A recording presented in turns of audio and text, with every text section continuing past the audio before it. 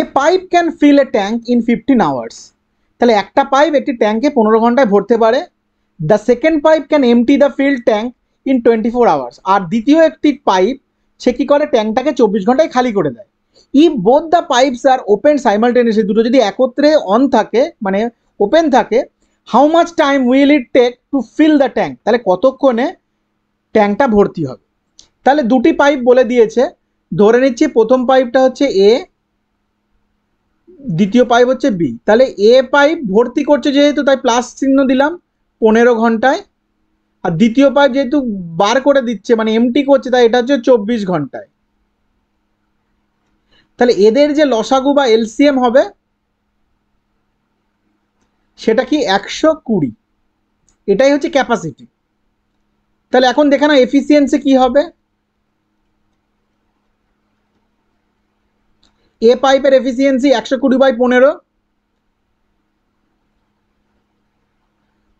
Plus 8 litre per hour, মানে 15 দিয়ে ভাগ করবে 120-কে।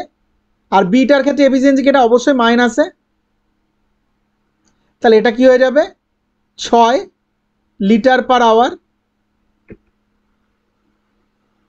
সরি 5, এটা 5 হবে।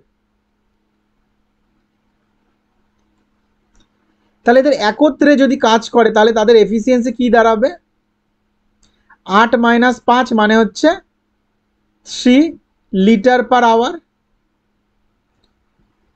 তাহলে 120 যেটা আমাদের আছে এটা যে ক্যাপাসিটি ডিভাইডেড বাই এফিসিয়েন্সি মানে হচ্ছে 3, তাহলে আমরা পেয়ে যাব টাইম কত হচ্ছে 40 আওয়ার্স। তাহলে সঠিক উত্তর হয়ে যাচ্ছে আমাদের 40 ঘন্টা। তাহলে তারা একত্রে যদি কাজ করে তাহলে 40 ঘন্টা লাগবে ট্যাঙ্কটি পূর্ণ হতে।